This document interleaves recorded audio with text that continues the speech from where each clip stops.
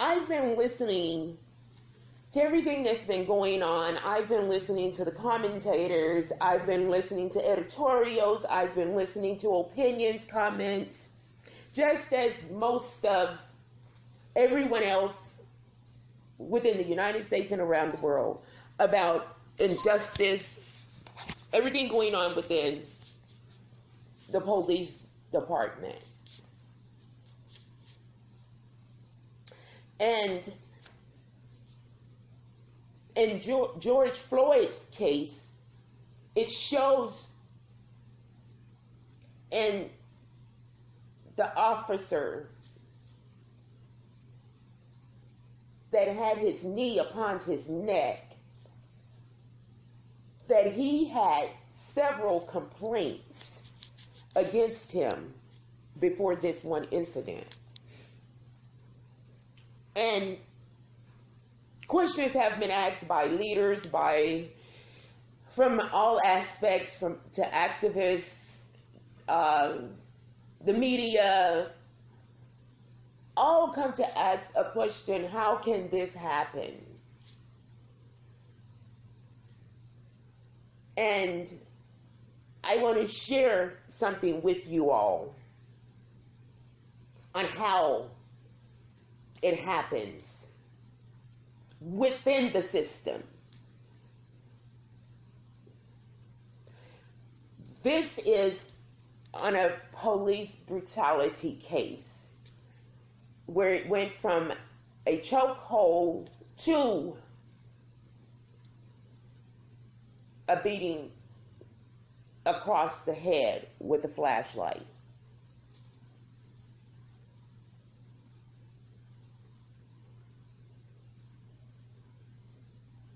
This came a couple of years after Rodney King was beat and all the protests and everything, and changes were going to come, and they were going to make new policies and reform and this, that, and the third. Now, this particular officer, Lisa Dawn Allen, before she placed me in a chokehold and beat me with a flashlight, as I held my daughter in my arms and my son in my arms standing next to me,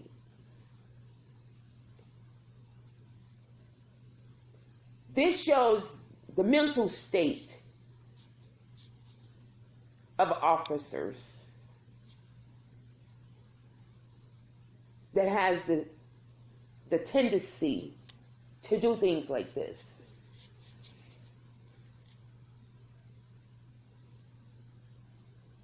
This shows that all officers didn't join the force to beat black people.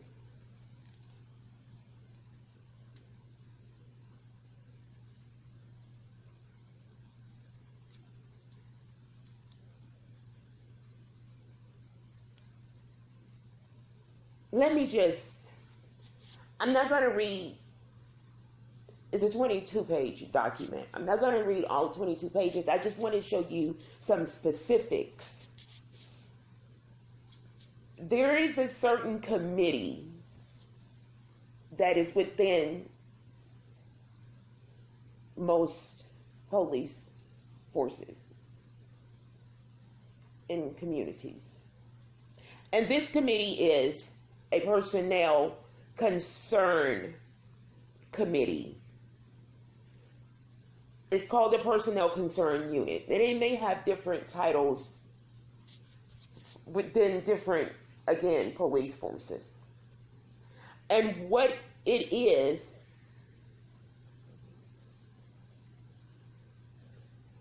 it recognize and try to come to a resolution when they see officers have behavioral problems.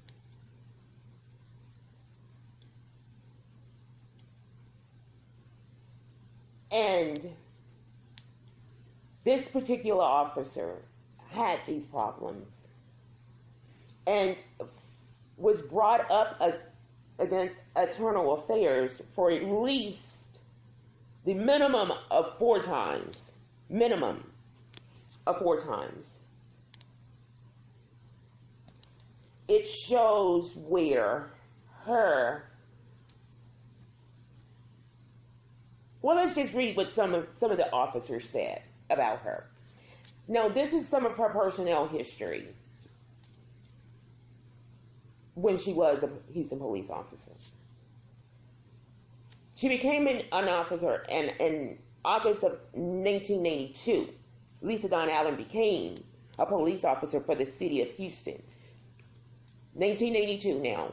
As early as 1984, Allen had been investigated by the Internal Affairs Division of the Houston Police Department no less than 4 times.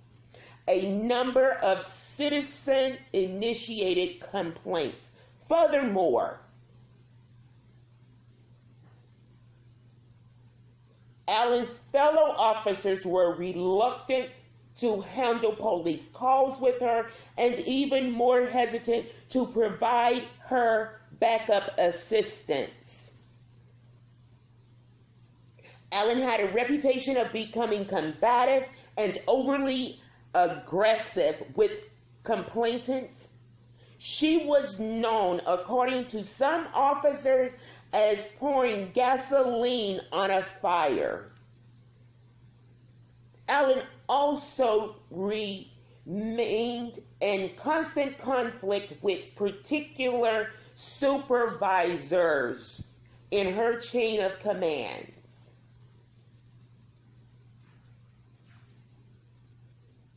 Especially Lieutenant Bruce D. Williams. Now, I don't know if he's still with the force or not. But over time, Allen's supervisors believed that she was in need of corrective behavior training. On July 14, 1984, Sergeant C.S. Bloomberg wrote to then Chief Samuel M. Nucci, the then Chief of Police of the Houston Police Department. Sergeant Bloomberg advised Chief Nucci, inter alia, that because of Allen's reoccurring negative performance pattern and her problem interacting with the public, she should be evaluated for placement in the Personal Concern Program. Now, this is the Personnel Concern Program. It involves administrative procedures to identify negative behavior patterns in police officers and a program to assist the officers, supervisors, in developing strategies to reverse these patterns. The Personnel Concern Program is a step-oriented process. Either a supervisor via the chain of command or the chief of police identifies an officer for placement in the program. The Personnel Concern Unit then conducts an investigation of the officer's employment history. The result of the investigation or the results of the investigation are reduced to a Personnel Concern Report that is forwarded to the Personnel Concern Committee. Based on the information contained in the report, the Personnel Concern Committee makes a recommendation to the Chief of Police as to whether the officer should be required to enter the program. Okay. Now, 3 other of Allen's supervisors, Lieutenant, again, I don't know if these people are still with the Houston Police Department or not. Lieutenant Bruce Z. Williams, Captain T.A. Bullock, and Assistant Chief T.W. Shane shared Sergeant Bloomberg's concerns and endorsed the recommendation letter. Chief Nucci promptly acted on Sergeant Bloomberg's recommendation. On August 10th of 1994, the chief forwarded Sergeant Bloomberg memorandum to the Personnel Concern Unit and instructed the unit to evaluate Allen's work performance. The execution of this order, however, was hardly immediate because of other concerns related to Allen. On August 31st of 1995, Sergeant Charles D. Williams of the Personnel Concern Unit and Assistant Chief Joe L. Brashear, then head of the Personnel Concern Committee, met with Sergeant Will Robinson and Michael Durden with an attorney from the Legal Officers Behavioral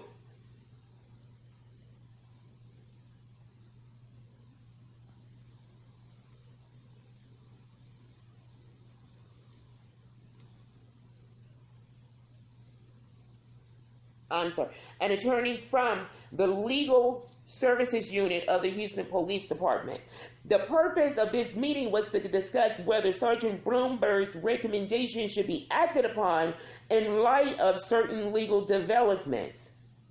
Earlier, on about August 5th of 1994, Allen had filed complaints against the City of Houston with both Equal Employment Opportunity Commission and the Texas Commission for Human Rights. Listen to this. Human rights. Allen's attorney, Murray McAuliffe, had informed Durden that the complaints were administrative precursors to a title of gender discrimination suit against the city.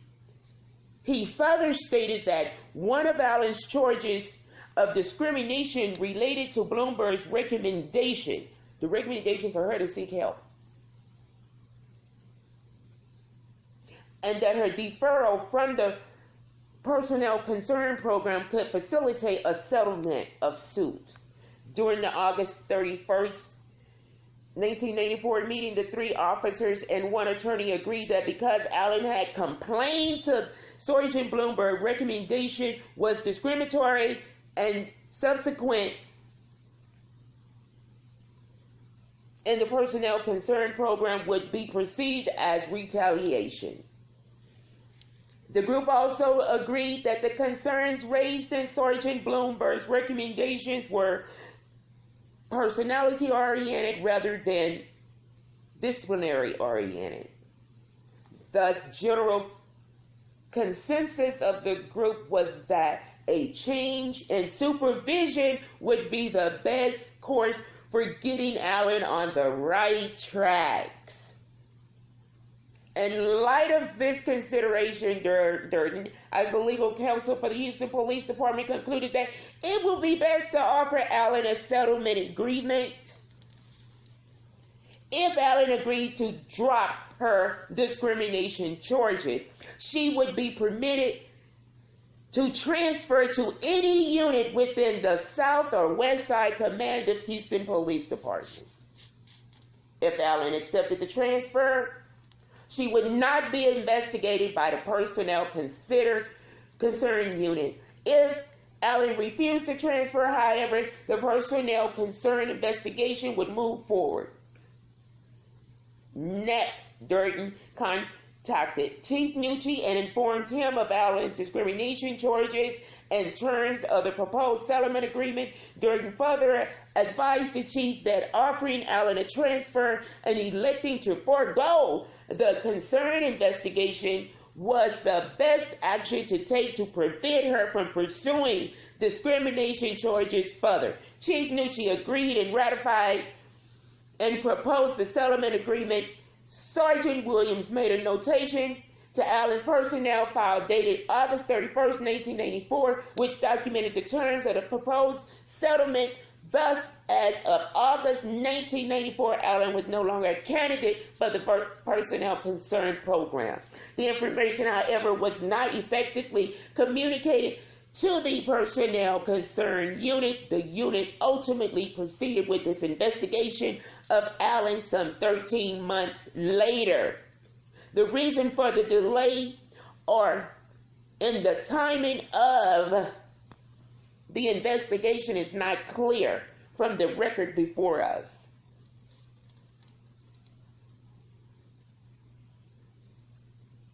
So you see, instead of seeking her help, she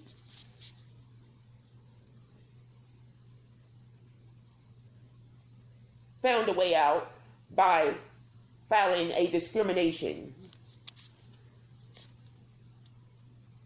And instead of dealing with that, well, let her file one. She needs help. They decide to send her somewhere else. How many lieutenants?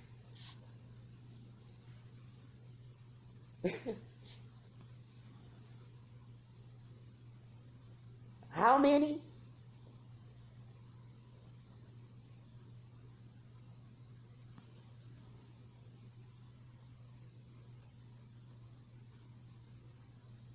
Now, this was September of 95.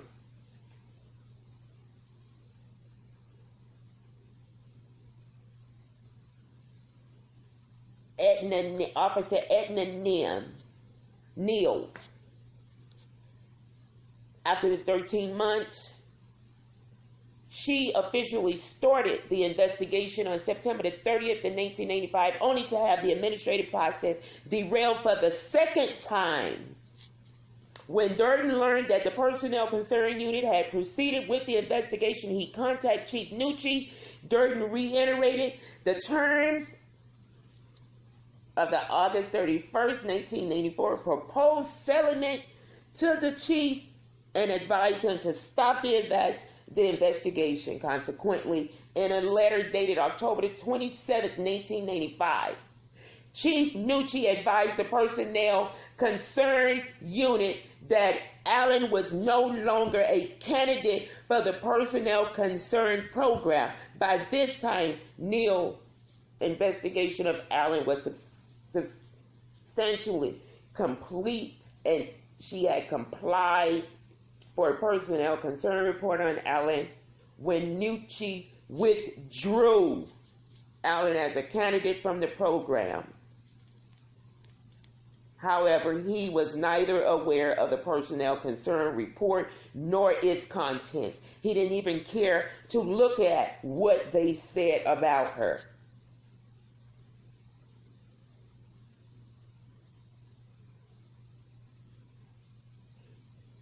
Although the chief was guided by legitimate departmental concern, the matter in which he attempted further settlement of Allen's discrimination suit would not be without consequences.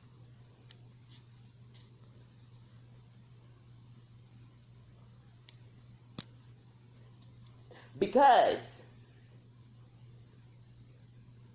in the early hours of November the 23rd of 1995, this officer was called to a family disturbance.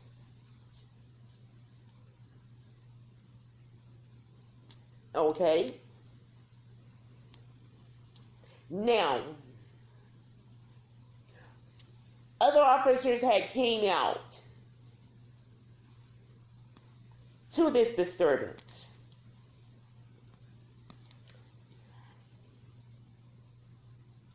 And an officer, Cortez, radioed the dispatcher and advised her to slow other units down. Cortez explained that the situation was under control, a weapon was involved, and Cortez turned to question someone else that was at the scene, Officer Johnson arrived on the scene, followed by another officer, Charles Overstreet, Tracy Mosley. After a quick briefing, the officers all agreed that the situation had been sufficiently neutralized.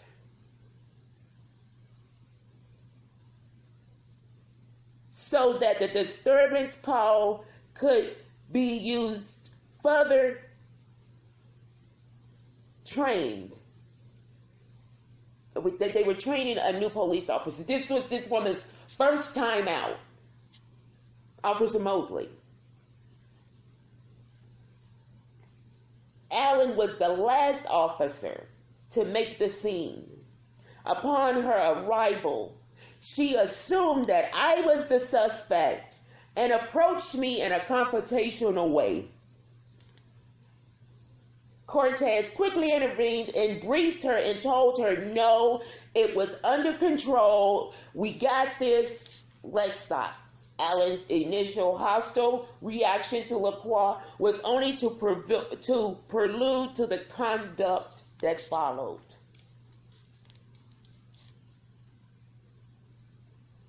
She went further to call me a liar and stirred things up.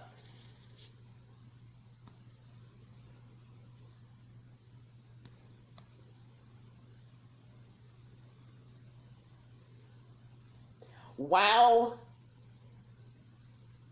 it states that at that time I was upset, I was crying, I was carrying my 4-year-old daughter in my arms, my son stood at my side. They continued to question me about what was going on. This officer walked towards me and immediately started to frisk me. She grabbed me by my shirt, told me to calm down, or she was going to take my fucking ass to jail.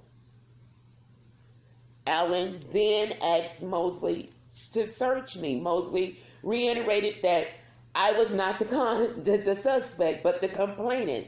Notwithstanding Mosley's clarification, Allen grabbed me. I tried to pull away.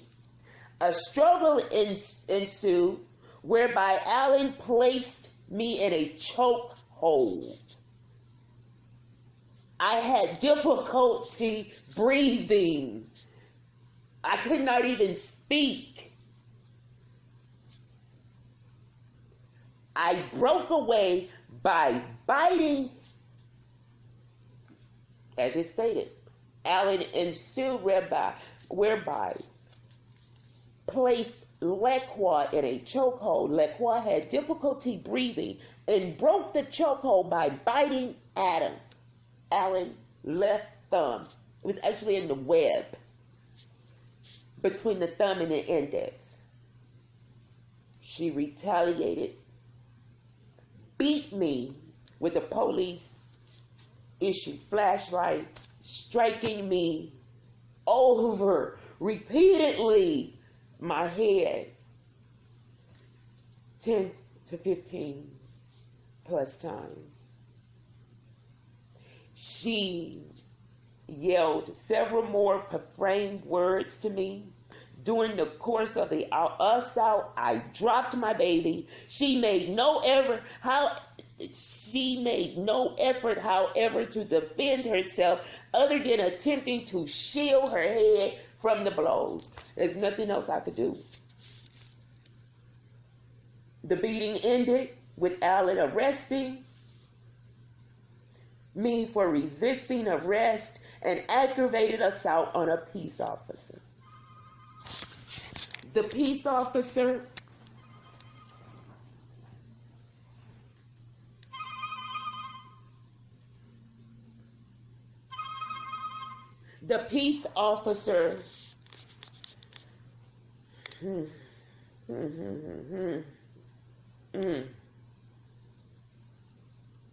This is why I couldn't look at you all in telling this story.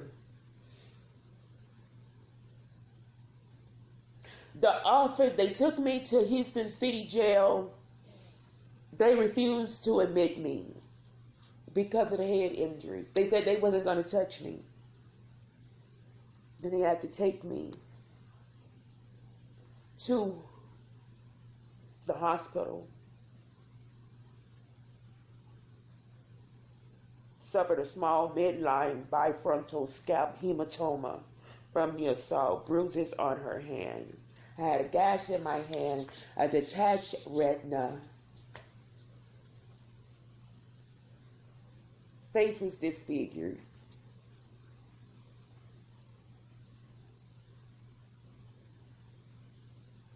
Scar in my forehead. That whenever I look at every day is a reminder.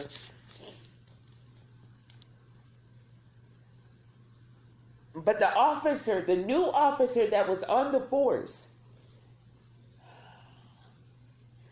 if it wasn't for her, I don't know if the other officers would have said anything.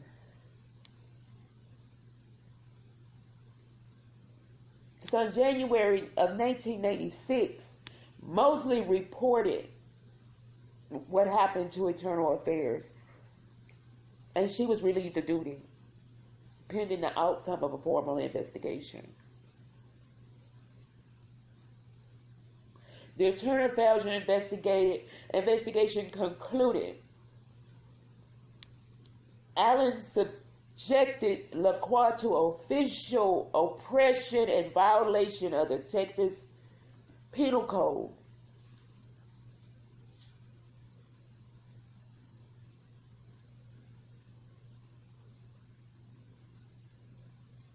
.03. She violated 2.3 of the Houston Police Department rules and manuals when she used profanity while speaking about me. She made false statements to Internal Affairs regarding the assault.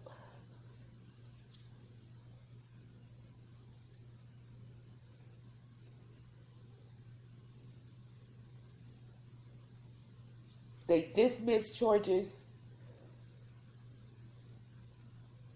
against me 2 days before my birthday, and then filed charges on her.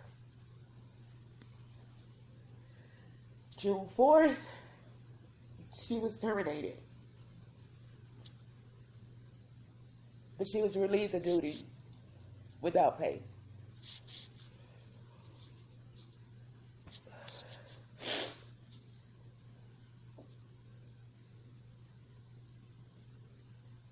August, she was indicted. 1 count of aggravated assault with a deadly weapon. And they placed it as a 3rd degree felony offense. 1 count of official oppression. Right before trial, she pleaded no contest.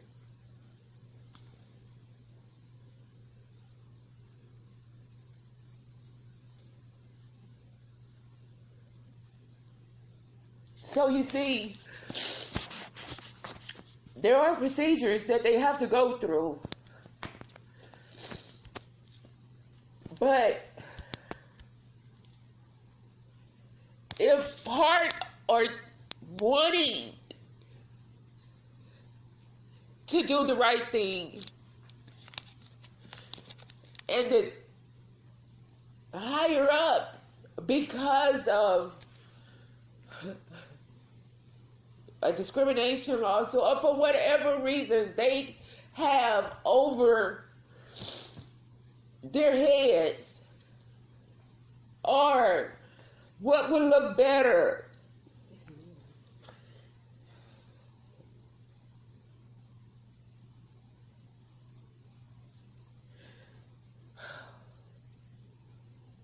I have to stop. I'm sorry, I have to stop.